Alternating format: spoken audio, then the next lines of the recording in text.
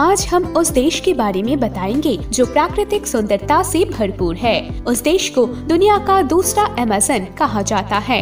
इतना ही नहीं, इस पर्यटन पर निर्भर देश में आप खूबसूरत लड़कियों से आसानी से मिल सकते हैं। यही वजह है कि देश में हर साल लाखों पर्यटक घूमने आते हैं। उस देश को भी पहाड़ी कन्या के नाम से जाना जाता है।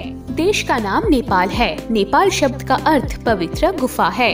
नेपाल की अर्थव्यवस्था मुख्य रूप से पर्यटन उद्योग पर निर्भर है। यहाँ हर साल हजारों पर्यटक आते हैं। नेपाल की संस्कृति कई स्वदेशी समुदायों का मिश्रण है। नेपाली लड़कियाँ विशेष रूप से अपने गायन और नृत्य के लिए जानी जाती है और इसलिए होटल के महंगे कमरों से लेकर विभिन्न अंधेरे ठिकानों तक यहाँ व्यापार जमा हो गया है। क्या आप ऐसे शहर की यात्रा करना चाहते हैं? कमेंट करके जरूर बताइए। नेपाल की राजधानी काठमांडू है और ये देश का सबसे बड़ा शहर भी है। काठमांडू में मसाज पार्लर शुरू हो गया है और रेस्तोरां, केबिन और डांस बार में भी मनोरंजन की भरमार है।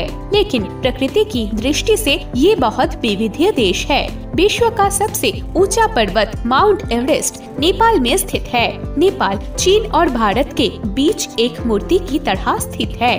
बेशक नेपाल एक और कारण से बहुत महत्वपूर्ण है, यानी बौद्ध धर्म की संस्थापक गौतम बुद्ध का जन्म यही हुआ था।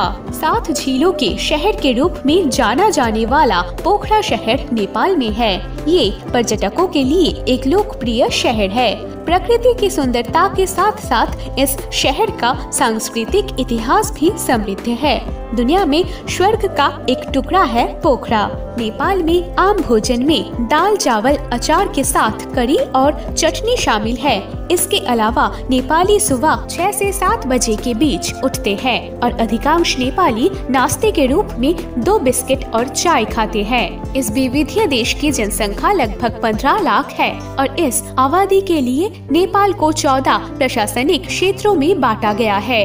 उन्हें आगे 75 जिलों में विभाजित किया गया है। लेकिन नेपाल कभी महाशक्ति के अधीन नहीं रहा, इसलिए उसके पास कोई विजय दिवस नहीं है।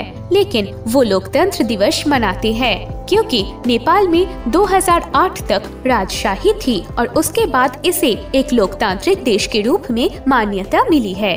नेपाल की गोरखा नस्ल काफी बहादुर है। इतिहास बताता है कि 1815 से पहले अंग्रेजों ने नेपाल पर कब्जा करने की कोशिश की थी, लेकिन इन गोरखा बहादुरों ने अंग्रेजों के खिलाफ लड़ाई लड़ी और उनकी योजनाओं को विकल कर दिया।